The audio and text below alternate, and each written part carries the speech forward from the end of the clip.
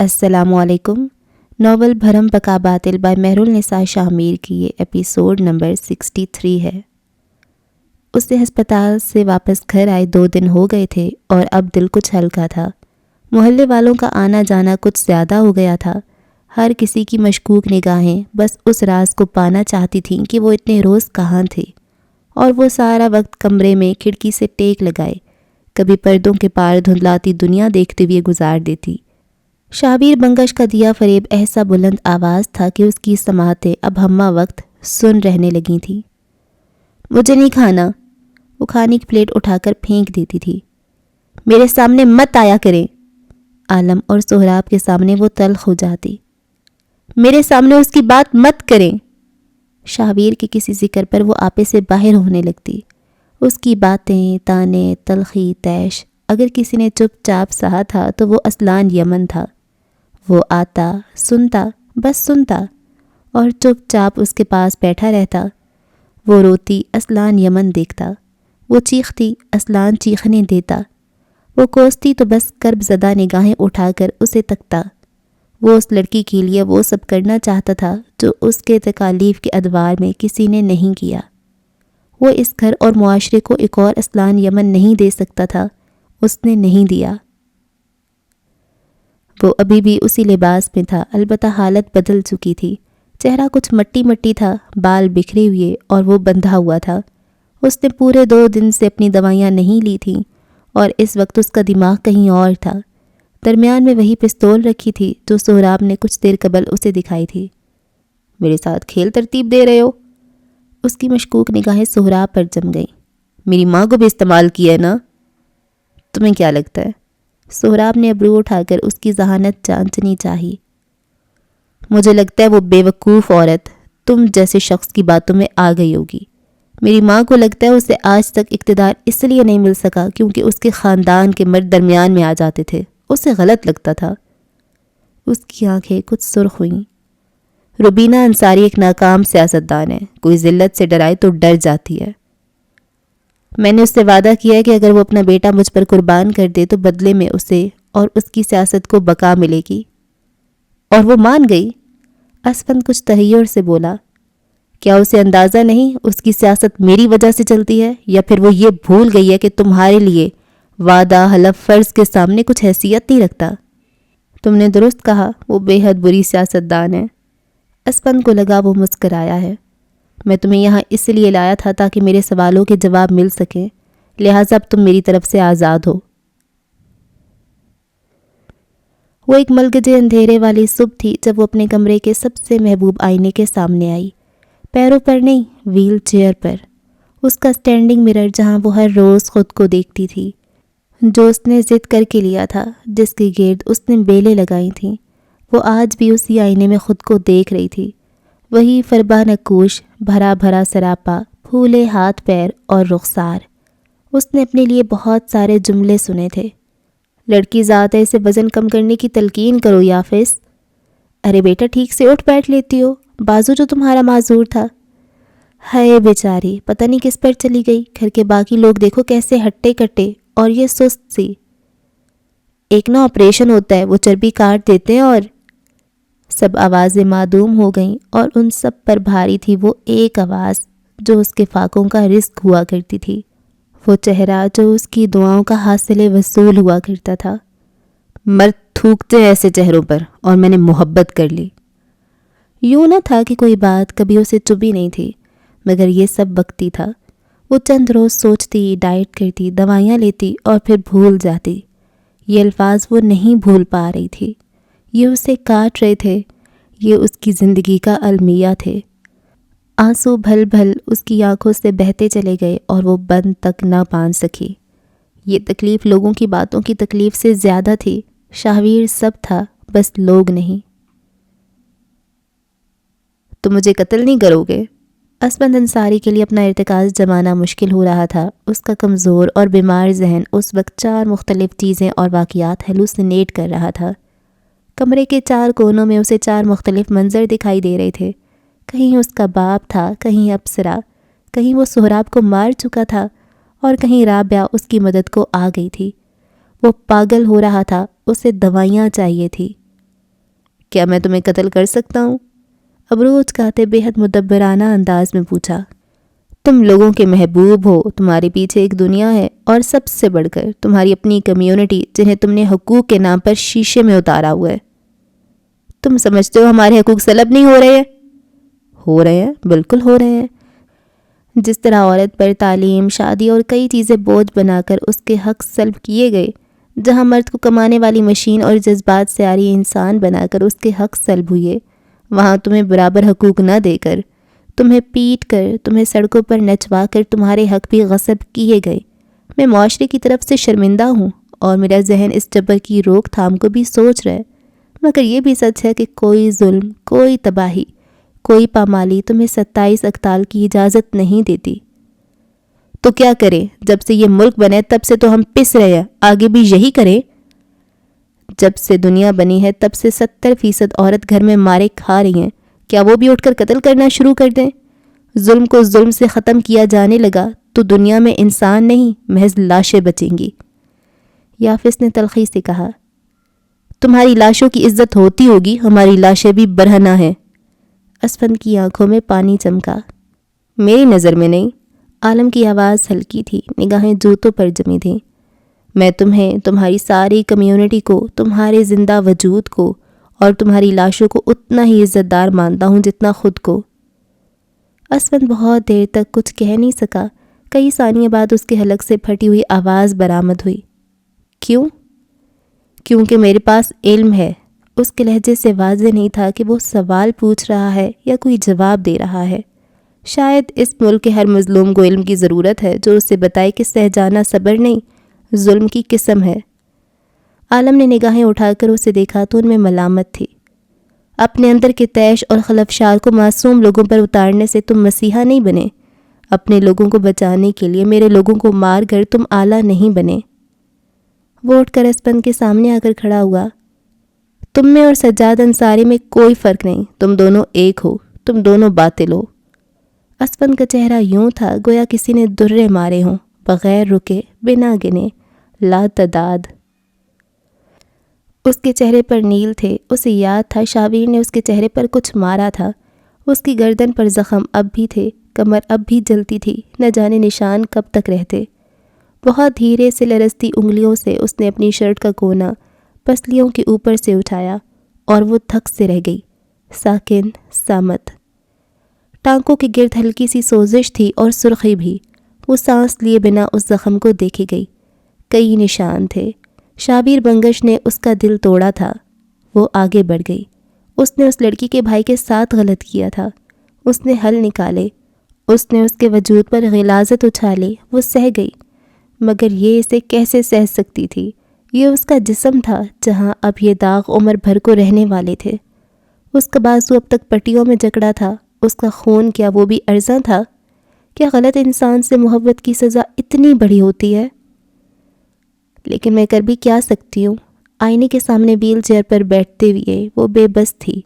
عدالت، تھانے، پیشیاں، اس معاشرے کی عورت کے لیے یہ در تو بند تھے۔ وہ یوں ہی رہے گی تمام عمر، ان زخموں کو دیکھ کر جلے گی، سہے گی، سسکے گی اور انہی داغوں کے ساتھ مر جائے گی۔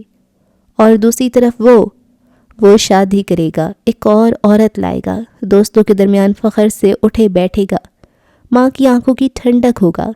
معاشرہ اسے سراہے گا کیونکہ اس کے لیے تو ہر در کھلا تھا، اس پر تو کبھی کوئی بندش تھی ہی نہیں۔ ہیزل آنکھوں والی لڑکی کی ساری کائنات بے نور تھی۔ جھوٹ کہتی ہے دنیا کے داغ تو دل کے ہوتے ہیں، کبھی جسم پر وقت آئے تو پوچھا جائے۔ تم میں سے کوئی بھی میری حالت نہیں سمجھ سکتا، کوئی میرا جسمانی استحصال نہیں سمجھ سکتا۔ اسپند ان پر غرایا۔ تم کم عمر تھے تو وہ غلط تھا، اور میرا بیٹا محض 7 ماہ کا تھا، کیا تم نے اس کا استحصال نہیں کیا؟ عالمگیر کی سرخ آنکھیں، وہ آج زردہ لہجہ، نظروں کا شکوہ، اسپند کو نگاہ چرانی پڑی۔ میری بیوی، میرا بیٹا، ان کے جسم، ان کی مرضی کے بغیر کاٹنا، کیا یہ درست عمل تھا؟ کس کائنات کا کون سا آئین تمہیں اجازت دیتا کہ اپنے ساتھ ہوئی زیادتیوں کا انتقام تم یوں لو؟ اس کی آنکھیں جھلملا رہی تھیں۔ سہراب نے خاموشی سے پستول اس کی طرف بڑھایا جسے عالم نے تھام لیا۔ یہ شخص سہراب کے بھائی کا گنہگار تھا۔ اگر اسپند انصاری کو مار کر اس کا دل ٹھنڈا ہو سکتا تھا تو وہ دنیا کو خود دیکھ لے گا، عدالت اور میڈیا بھگتا لے گا، وہ کسی سے نہیں ڈرتا تھا، نہ ڈرے گا۔ تمہیں یہ حق کس نے دیا تھا کہ مجھے 3 سال مسلسل جیل بھیجو؟ غور سے دیکھو مجھے، میں عالمگیر یمن ہوں، میں نے اپنی اوقات سے بڑے خواب دیکھے تھے، میں نے خود کو بنایا تھا اس لیے کہ ایک دن تمہارے عارضے مجھے تباہ کریں۔ اس کی آواز میں لرزش تھی۔ میرے باپ نے ساری سختیاں خود پر لے کر مجھے پالا تھا، میرے بھائیوں کی جرت نہیں تھی کہ وہ کسی بات، کسی خواہش کے لیے عالم کو پیچھے کرے، اور تم نے میرے ساتھ کیا کیا ہے؟ میں تباہ ہو گیا ہوں اسپند یار۔ میری بیٹی نے مجھے گرفتار ہوتے ہوئے دیکھا ہے، میرا اور اس کا کوئی بانڈ نہیں بچا، میں 4 سالوں سے ایک ناکام مرد بن کر زندگی گھسیٹ رہا ہوں، اور تم کہتے ہو تم میں اور سجاد انصاری میں کوئی فرق نہیں ہے۔ وہ چپ رہا تھا، کبھی کسی تکلیف، کسی غم کا واویلا نہیں کیا تھا، اور آج جب کر رہا تھا تو دل چیر رہا تھا۔ ہاں ہوں میں اپنے باپ جیسا، وہ رسیوں میں جگڑا ہوا سیاستدان چلایا۔ میں ہر اس شخص کو ختم کر دوں گا جو میرے راستے میں آئے گا، ہر وہ رکاوٹ ہٹاؤں گا جو مجھے ضروری لگے گی۔ آنکھیں، لہجہ، انداز، کم وقت نے لمحے بھر میں کیا کیا بدل لیا۔ اب تم غیرت کرو اور مجھ سے بدلہ لو، مارو مجھے، آؤ مارو۔ عالم کی گرفت پستول پر سخت ہوئی، وہ اٹھ کھڑا ہوا، اس کی نظروں سے شعلے نکل رہے تھے۔ اپنی بکواس بند رکھو، مار دو عالم، باقی سب میں دیکھ لوں گا۔ سہراب نے اسے سہولت دی۔ میں سب دیکھ لوں گا۔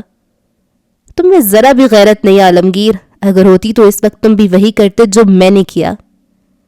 جو تمہارا دل چاہے کرو عالم، سہراب نے کہا۔ آپ قاتل نہیں ہو عالم۔ اسلان یمن کی آواز ہلکی تھی، اس کے پاس 2 راستے تھے، اسپند کی اکساتی نگاہیں اور سہراب کا دلایا بھروسہ۔ وہ بچ سکتا تھا، اسے پتا تھا وہ بچ سکتا ہے۔ اس نے ڈھیر سارا تھوک نگلا اور اگلے ہی لمحے عالم نے پستول نیچے پھینک دی۔ اس کا تنفس تیز تھا، جلد سرخ۔ میں تمہیں نہیں ماروں گا، میں کارپوریٹ ہوں، کرمنل نہیں۔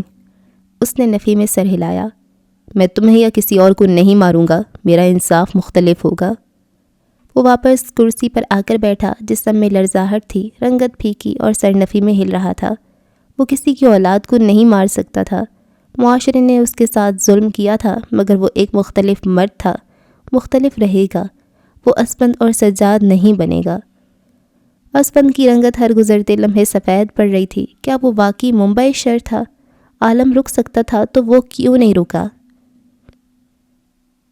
اسلان نے اس کا پیر اپنی گود میں رکھا ہوا تھا اور روئی میں پائیوڈین ملاتے وہ اس کے زخم پر لگا رہا تھا، جو آج گرنے کے بعد لگا تھا۔ زخم زیادہ گہرا نہیں تھا، مگر وہ بہت روئی تھی۔ تم نے اس رات مجھ سے کہا تھا کہ شاویر نے تم سے کہا تم جیسیوں سے کوئی محبت نہیں کرتا۔ آرا نے بے یقینی سے اس کے جھکے ہوئے سر کو دیکھا۔ کیا وہ اس بارے میں بات کرے گا، یوں اس طرح، اتنی آسانی سے؟ ان لفظوں سے پہلے بھی تو اس نے تم سے کچھ کہا ہوگا، وہ تمہیں کس طرح بیان کرتا رہا ہوگا؟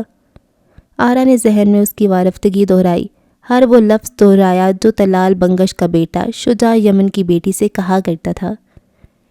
یقیناً وہ لفظ خوبصورت ہوں گے۔ وہ چپ رہی۔ اگر وہ لفظ خوبصورت تھے اور اب اس کی زبان غلاظت اگل رہی ہے تو یہ اس کا گند ہے جو ابل ابل کر باہر آ رہا ہے۔ تم اس گند کے ڈھیر کو دیکھ کر کڑنا چھوڑ دو اور اپنی ناک پر رومال لپیٹ کر گزر جاؤ۔ لاہور بہت بڑا ہے، یہاں گند کے ڈھیر بھی بہت، تم کس کس ڈھیر کا تعفن برداشت کرو گی؟ وہ کتنی ہی دیر بت بنی بیٹھی رہی، یہاں تک کہ اسلان اٹھ کھڑا ہوا اور کھڑکی تک گیا۔ پردے ہٹائے، گھٹن کم ہوئی اور وہ واپس اس تک آیا۔ اس کی آنکھیں اب بھی نرم تھیں۔ کچھ اور کہنے؟ وہ کہنے لگی مگر الفاظ اٹک گئے۔ میں سن رہا ہوں۔ وہ ایک بار پھر اس کے سامنے بیٹھا تھا، ایک بار پھر حوصلے بلند، سماعتیں باز ضمیر۔ مجھے غصہ آتا ہے، بہت بہت زیادہ غصہ۔ اس نے بند مٹھی سینے پر ماری۔ میری ساری زندگی تباہ ہو گئی ہے، کیا کوئی اب مجھ سے شادی کرے گا؟ شادی تمہاری زندگی کا واحد مقصد نہیں، یہ میری زندگی ہے، میرے مقاصد کے متعلق تم کیا جانتے ہو؟ وہ رکی، آنسو اس کے گالوں کو بھگو رہے تھے۔ میں اگر کسی انسان کی زندگی میں شامل ہوں گی تو پوری صداقت کے ساتھ ہونا چاہوں گی۔ میں کسی کو کیا بتاؤں گی کہ میرے جسم پر یہ نشان کیسے ہیں؟ لوگ مجھ پر انگلیاں کیوں اٹھا رہے ہیں؟ مجھے اغوا کرنے والا کون تھا؟ اور وہ وہ تو ٹھیک ہے، اس کی زندگی آباد ہے، وہ اب بھی ٹھیک ہے اسلان۔ میں ختم، میرا کریئر تباہ، میری زندگی میں سوائے پچھتاووں کے اور کچھ نہیں۔ میں خدا کی گنہگار تھی، پھر سزائیں دینے والا وہ مشرک کون؟ تم کیا چاہتی ہو آرا؟ وہ بار بار اس سے یہی پوچھتا تھا۔ 5 سال قبل اسلان یمن سے کسی نے نہیں پوچھا تھا وہ کیا چاہتا ہے۔ وہ آرا کے لیے قسمت تبدیل کرنا چاہتا تھا۔ وہ بخت پہ کانے ہو گیا تھا۔ آرا کے لیے وہ بغاوت چاہتا تھا۔ میں کیا کر سکتی ہوں؟ وہ بے بسی سے سر جھکا گئی۔ میری زندگی میں اب کچھ بھی نہیں رہا۔ وہ لیٹ گئی، آنکھوں پر بازو رکھ لیا۔ سوچو، تم جو بھی چاہتی ہو اسے سوچو، پھر مجھے بتاؤ۔ تم جو کہو گی میں اس میں تمہارے ساتھ ہوں۔ وہ اسی طرح چپ چاپ اس کے سرہانے بیٹھ گیا۔ 5 برس قبل اسے تنہائیاں ملی تھی، وہ آرا کو تنہائی نہیں دے سکتا تھا، اور وہ اسے نہیں پتا تھا اسے کیا چاہیے، یا شاید وہ زبان پر لانے سے کتراتی تھی۔ مارو مجھے، اسپند نے بہت سنجیدگی سے کہا۔ میں تمہیں نہیں ماروں گا اسپند۔ سہراب اس سے زیادہ سنجیدہ تھا۔ میں بے وقوف نہیں ہوں کہ گدھوں پر ہاتھ ڈالوں۔ تمہیں یہاں تک لاتے ہوئے بھی میری تمام عمر کی ذہانت خرچ ہوئی ہے۔ میں تمہاری موت کور اپ نہیں کر سکتا۔ ہاں عالم، اگر اپنا بدلہ لیتا تو مجھے خوشی ہوتی، لیکن یہ بس ابا کا لاڈلا رہا۔ وہ ایسے بولا جیسے اسے تعصب ہوا ہو۔ میرا بھائی نہیں بن سکا۔ پھر تم مجھ سے کیا چاہتے ہو؟ ظاہرہ میں تمہیں مارنا چاہتا ہوں۔ وہ عجب فریبی سے مسکرایا۔ مجھے قدرت پر یقین ہے، لیکن تمہاری قدرت فریب ہے۔ وہ تمہارے اندر کا باطل ہے جسے تم نے بھرم کی طرح اپنی بقا بنایا ہوا ہے۔ اسپند ہنسا، تمسخر سے اسے دیکھا۔ تو اب تم میرے ساتھ کھیل کھیلو گے؟ میز پر ریوالور رکھا تھا جس کے ہتھے پر یعنی یمن کندہ تھا۔ عالم، اسپند، یافس اور سہراب، سب کی نظریں اس ایک ریوالور پر جمی تھیں۔ چند لمحوں کے سکوت کے بعد اسپند کی مستحکم آواز سارے میں گونجی۔ اوکے، میں تیار ہوں۔ چند دن قبل وہ کافی دیر سے کمرے میں رکھی میز کے گرد بیٹھا تھا، کاغذ پر آڑی ترچھی لکیریں کھینچتے، 2-3 موبائل اور سمز میز پر رکھے وہ کسی سوچ میں غرق تھا جب دروازے پر مدھم سی دستک ہوئی۔ سہراب جانتا تھا دوسری جانب کون ہے، اس نے اجازت دی تھی۔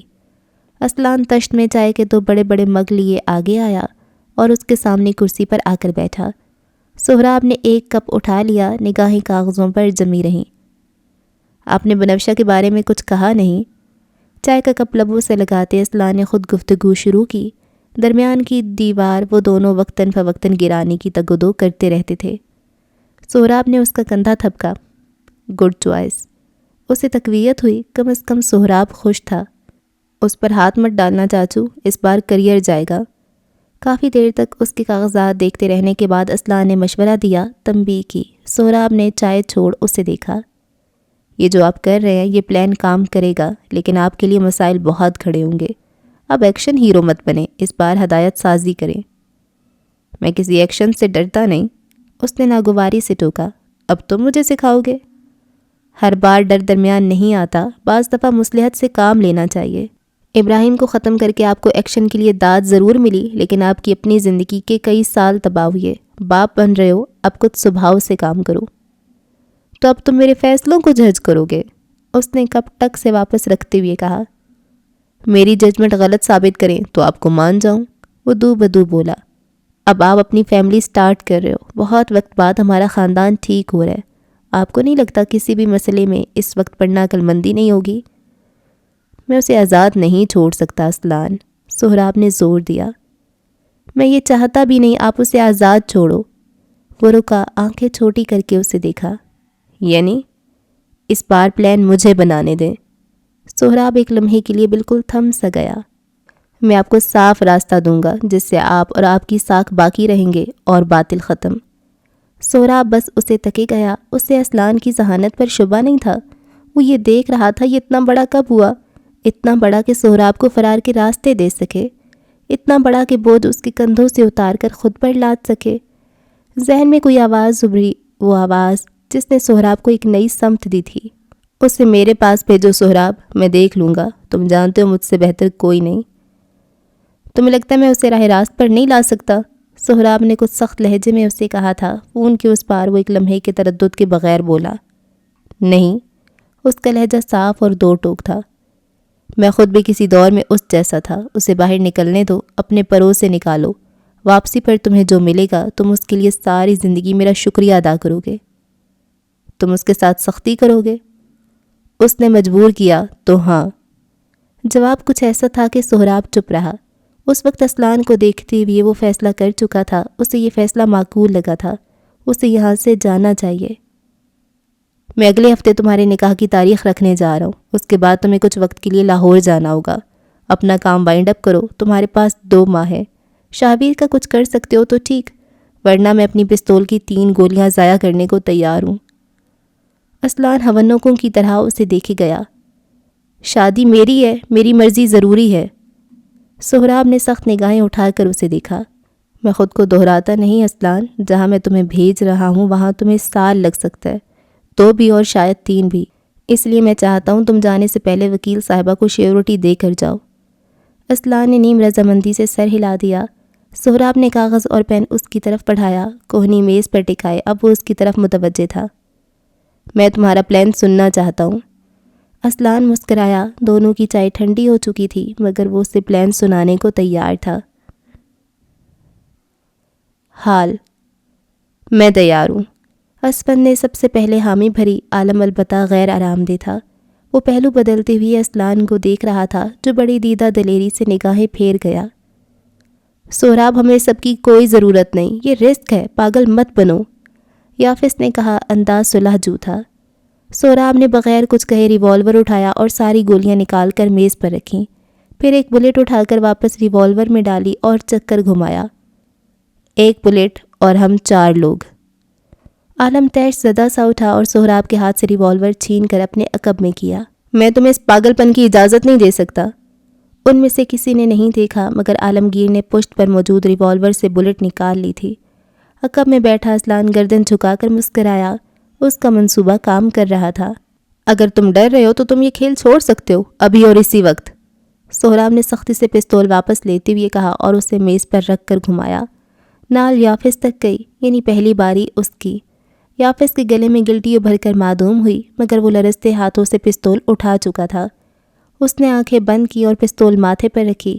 اسفند محظوظ سا اسے تک رہا تھا۔ سہراب کی نگاہیں بھید رکھے ہوئے تھیں اور عالم سراسیما تھا۔ کلک ہوا اور پل بھر کو ساری دنیا تھم گئی۔ بہت دیر بعد یافس نے آنکھیں کھولی۔ گولی نہیں چلی تھی، وہ زندہ تھا، اس کھیل کا پہلا کھلاڑی بچ گیا تھا۔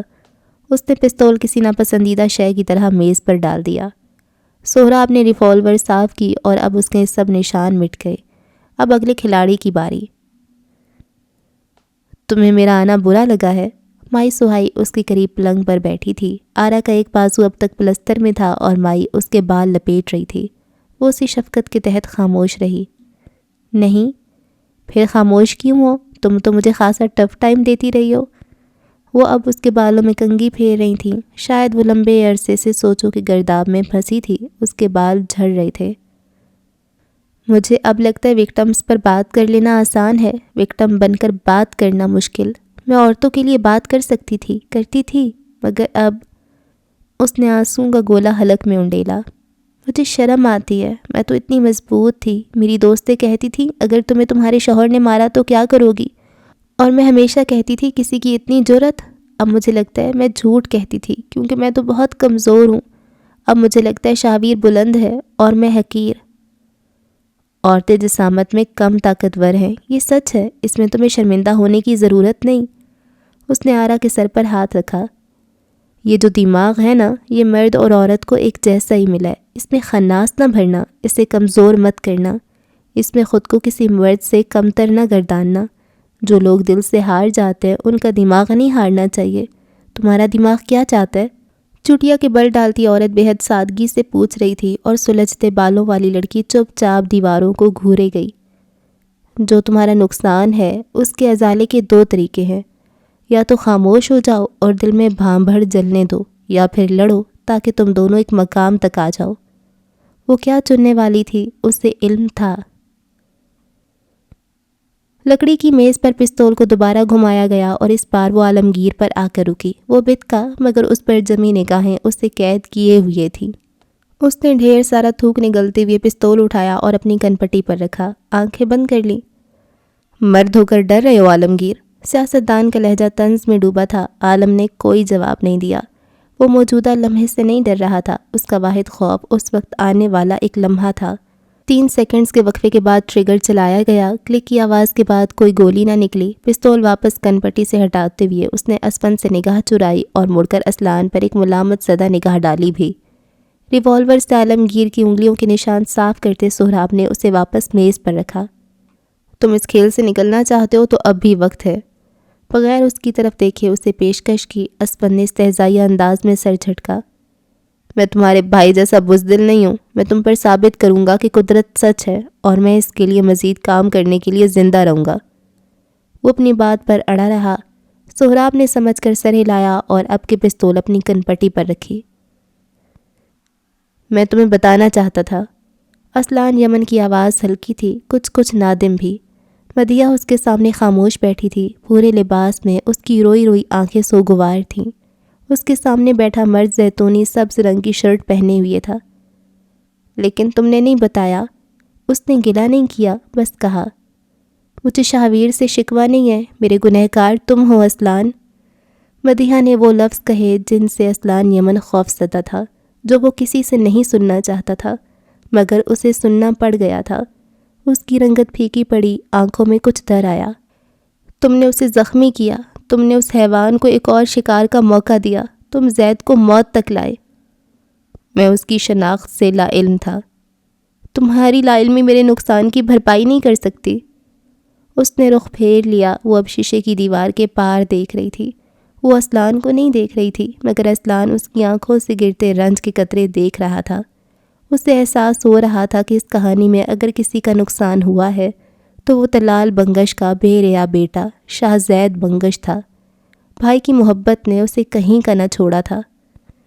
میرے پاس تمہارے لیے اب بھی پیشکش ہے۔ میں استعمال ہوا تھا مدیحہ، اور یہ پچھتاوا میں عمر بھر اپنے ساتھ رکھوں گا۔ اس کی کوئی معافی نہیں، نہ میں مانگوں گا، لیکن جسے تم بری و ذمہ کہہ کر ہٹ رہی ہو، میں اس پر زمینیں تنگ کرنے والا ہوں، اور میں چاہتا ہوں تم اس آگ میں اپنے حصے کا ایندھن ڈالو تاکہ تمہارے دل کو سکون حاصل ہو۔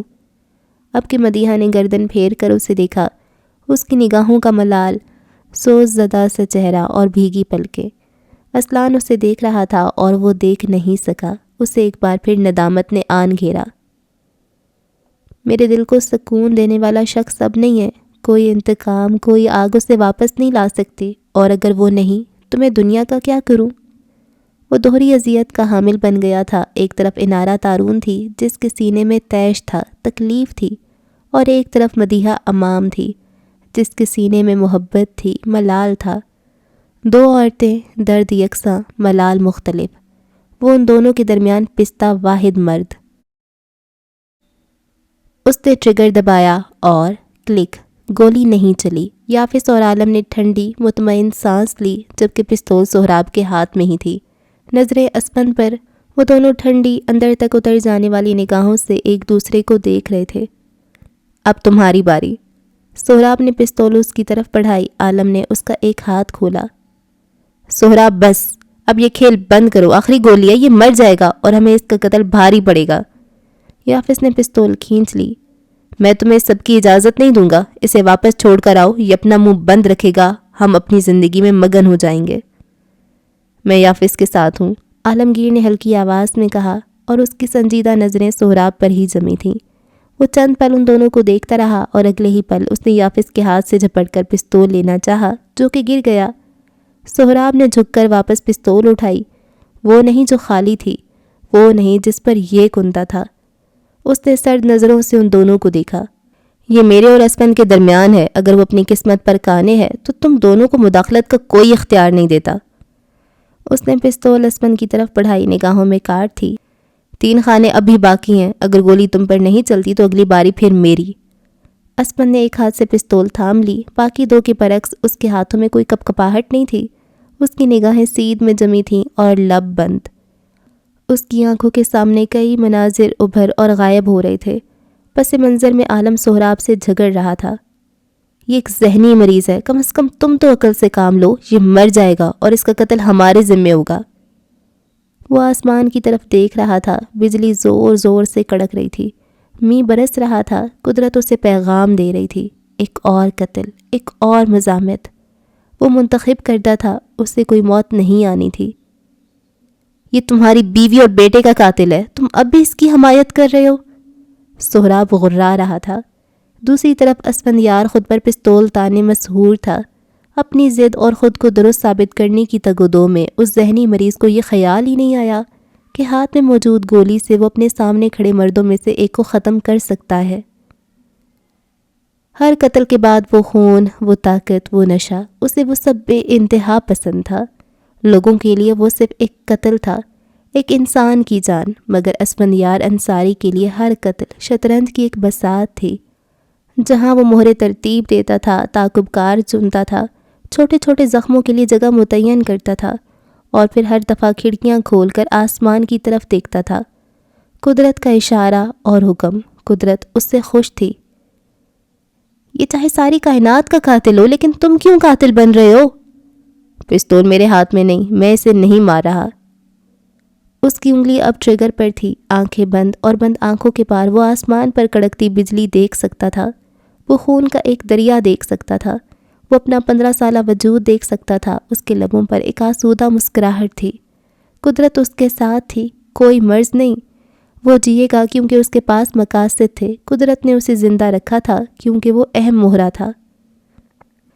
میں نے اسے مجبور نہیں کیا، یہ چاہے تو ابھی اور اسی وقت اس کھیل کو چھوڑ سکتا ہے۔ میں چاہتا ہوں یہ ترک کر دے تاکہ اسے علم ہو، اسے حکم دینے والا اس کا مرض ہے۔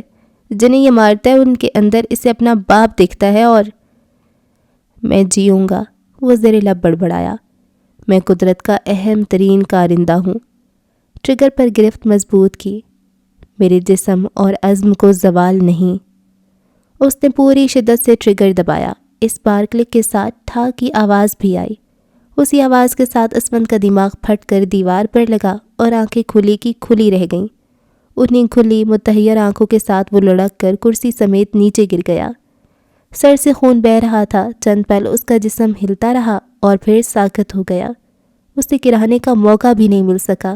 ساری کائنات پر گویا سحر جمود ہو گیا ہو۔ عالم، سہراب، یافس اور اسلان جانتے تھے یہ ہوگا، یہ منصوبے کا حصہ تھا، مگر پھر بھی عالم پیچھے ہو رہا تھا۔ اس کی آنکھیں عجیب سی ہو رہی تھیں۔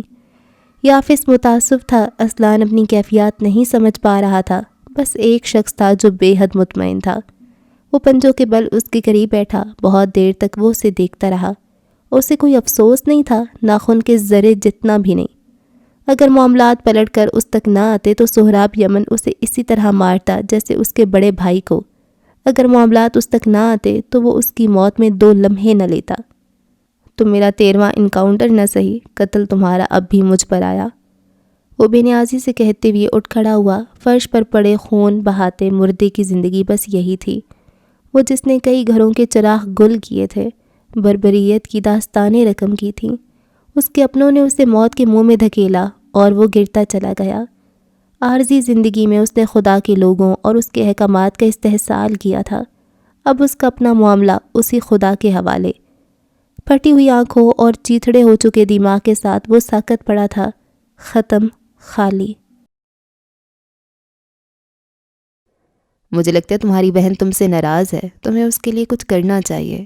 وہ کھلی اسکرین پر مختلف بٹن دبا رہا تھا۔ سارا دھیان اعداد و شمار کی طرف تھا جب اس کی دائیں طرف سے کنان کی آواز ابھری۔ وہ مجھ سے ناراض نہیں ہو سکتی اور میں اس کے لیے بہت کچھ کر رہا ہوں۔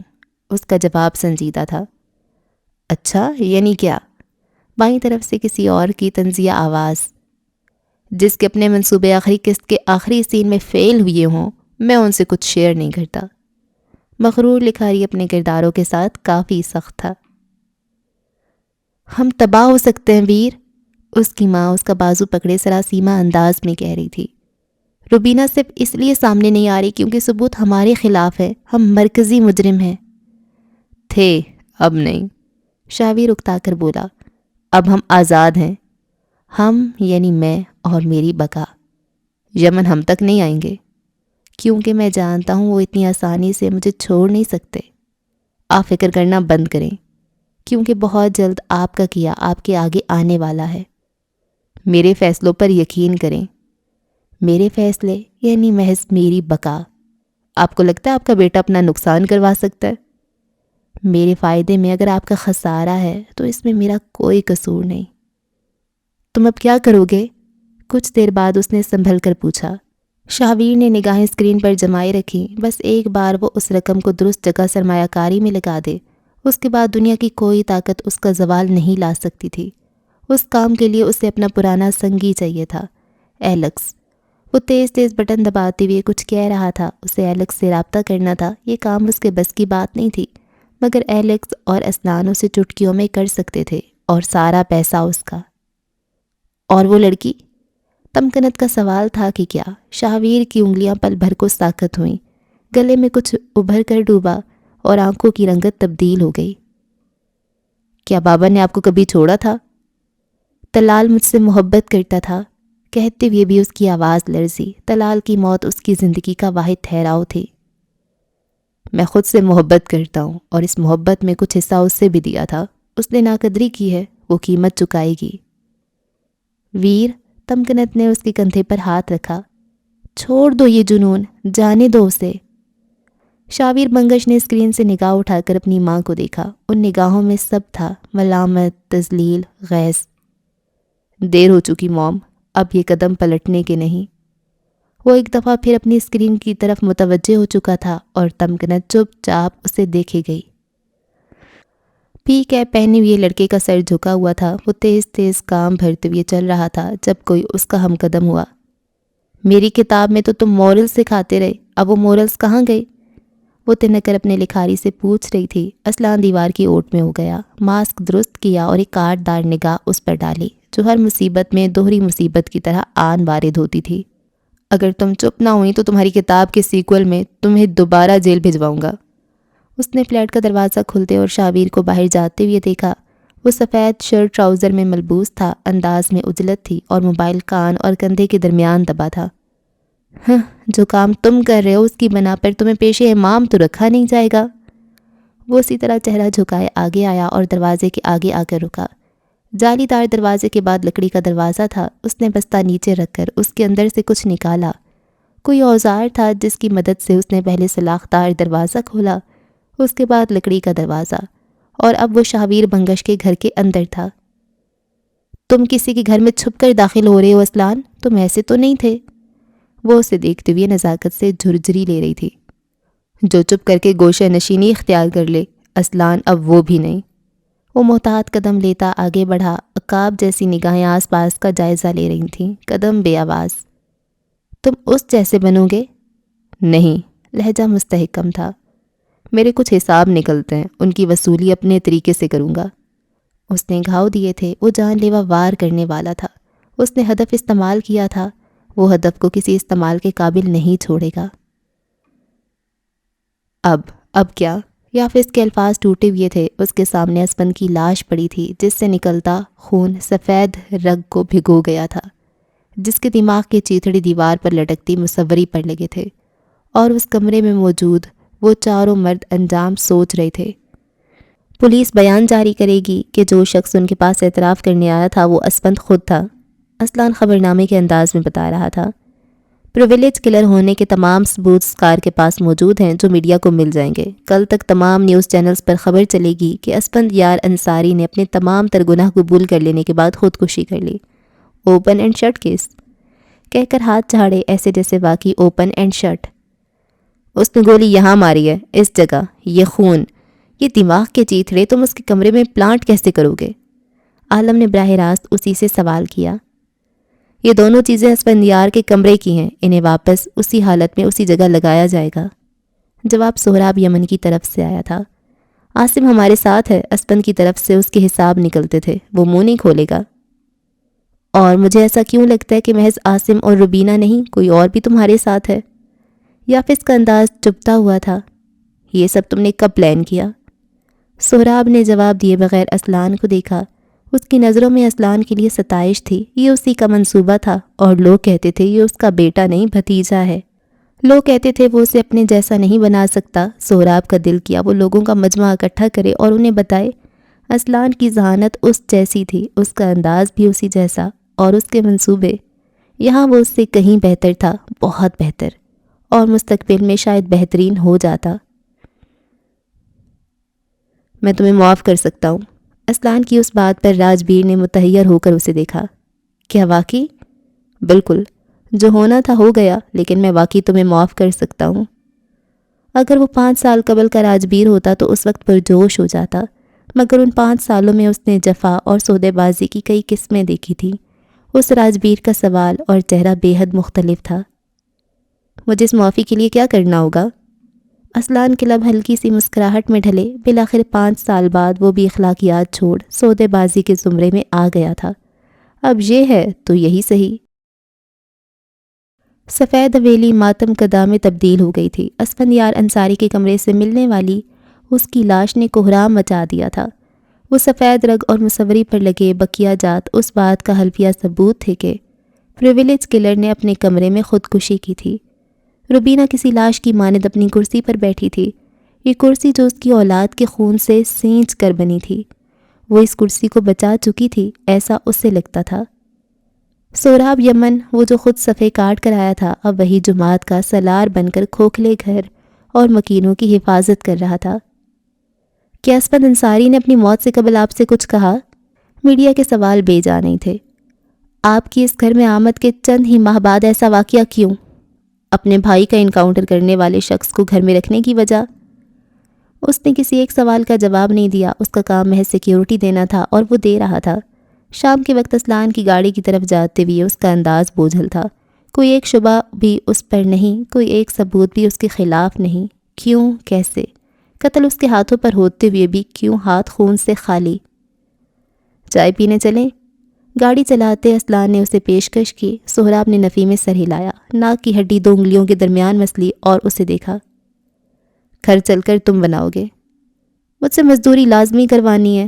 وہ بغور اس کا ستا ہوا چہرہ دیکھ رہا تھا۔ سہراب کسی سوچ میں گم تھا۔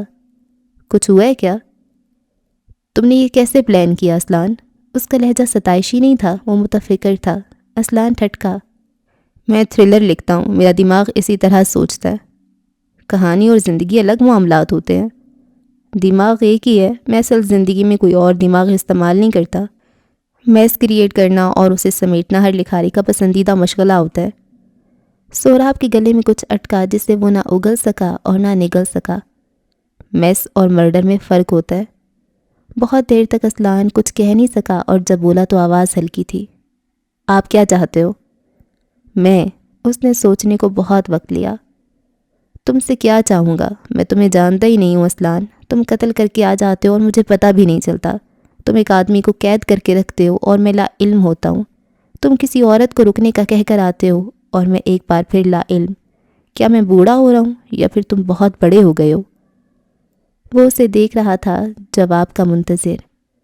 اسلان خاموش رہا، البتہ اس کے چہرے پر ایک سایہ سا آ کر گزر گیا تھا۔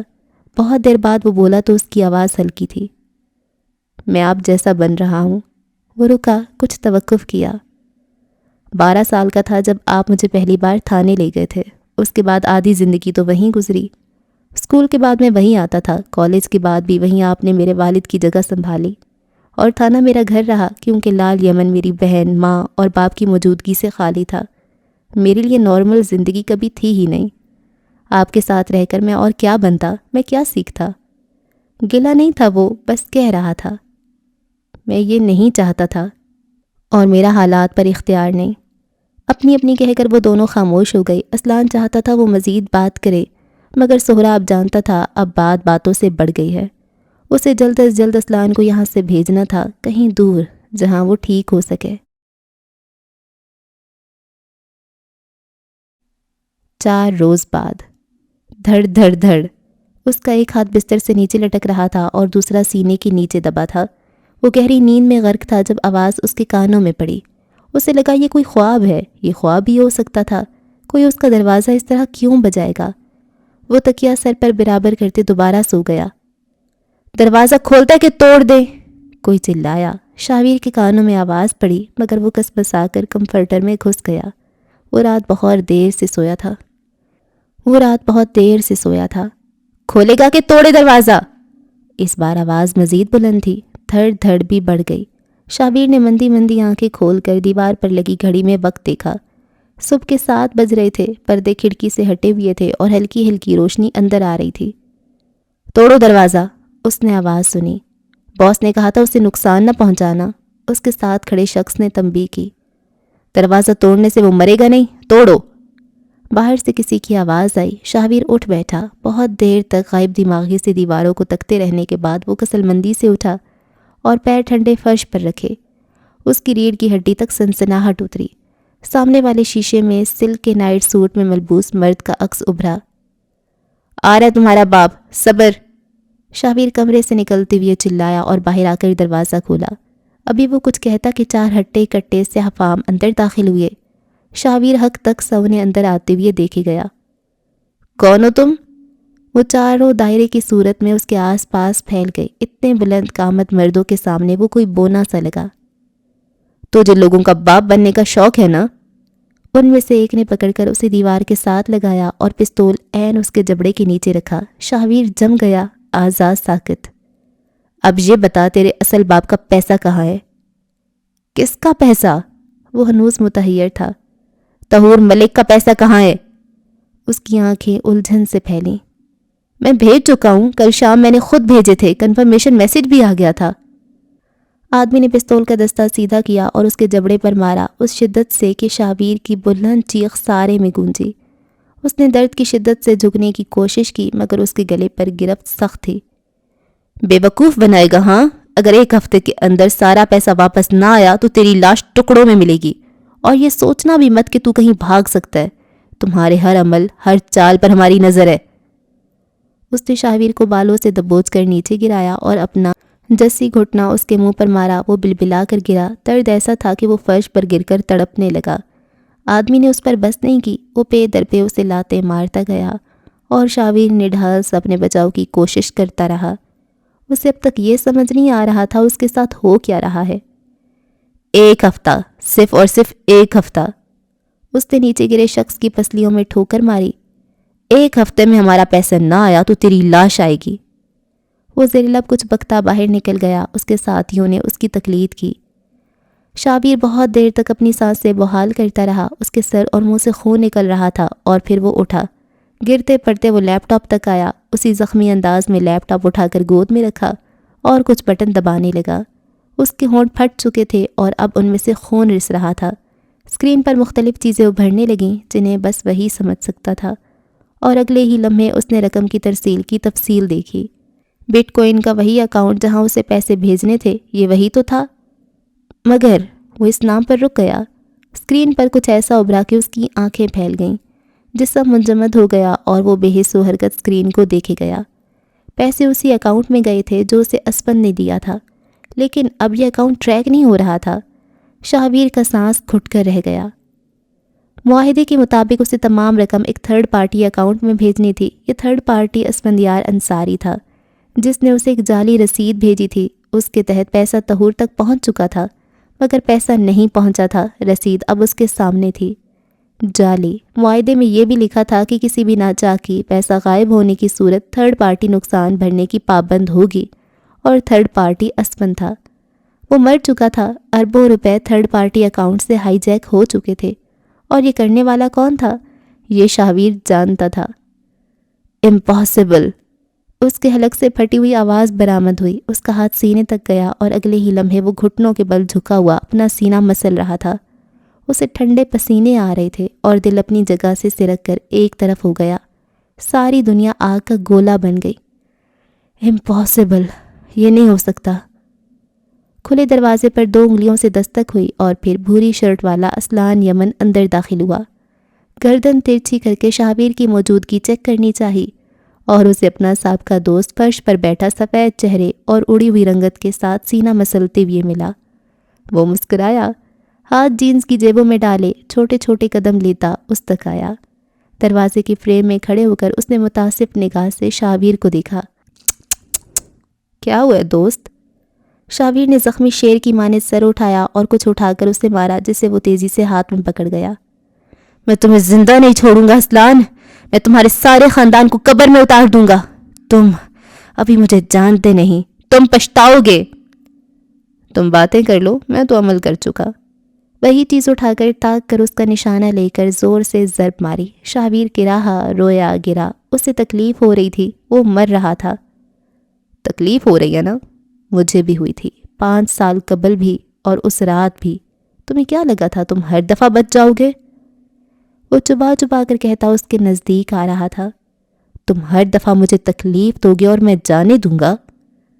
وہ اس کے سامنے آ کر بیٹھا۔ شاہویر نے ہاتھ پیر ہلانے چاہے مگر اسلان نے اس تیزی سے اسے جکڑ کر صوفے کے ساتھ لگایا کہ وہ بس رو سکا، چیخ سکا۔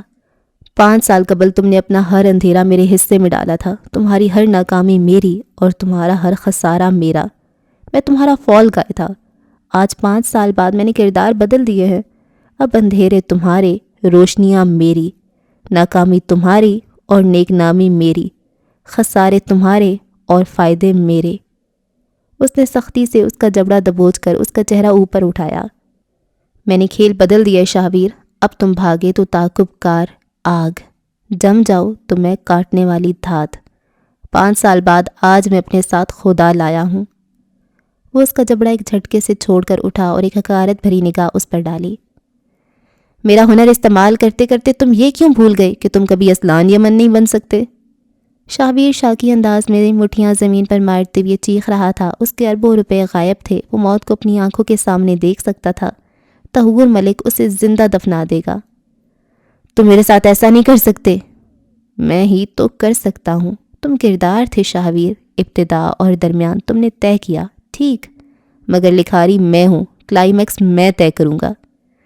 نہیں پلیز یہ مت کرو، تم اچھے آدمی ہو۔ وہ گڑ گڑایا۔ اسلان کی نگاہوں میں زخمی پن اترا۔ مجھ پر ایک قتل پلانٹ کرتے ہوئے، مجھ سے جوا کھلواتے ہوئے، میرا ہنر اپنے لیے استعمال کرتے ہوئے تمہیں یاد نہیں تھا میں ایک اچھا آدمی ہوں؟ میں صرف 22 سال کا تھا، تم نے مجھے 22 دہائیوں کے لیے مسخ کر دیا۔ غلطی ہو گئی۔ وہ چہرے پر ہاتھ مار رہا تھا، اسے اپنے نقصان کا اندازہ بہت اچھی طرح ہوا تھا۔ اب میری باری، کچھ غلطیاں مجھے بھی کرنے دو، بڑھاپے میں پچھتانے کو کچھ تو ہونا چاہیے۔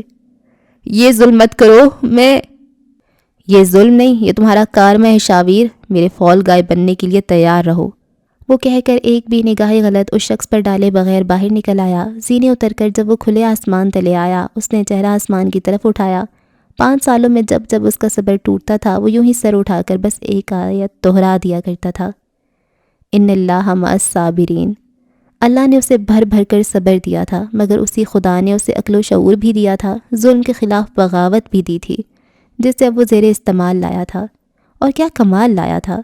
اس بار آسمان کو تکتے ہوئے وہ بس ہلکا سا مسکرایا۔ اس کے تمام شکوے ختم ہو چکے تھے۔ اس نے کہا تھا کلائمیکس وہ طے کرے گا، وہ کر رہا تھا۔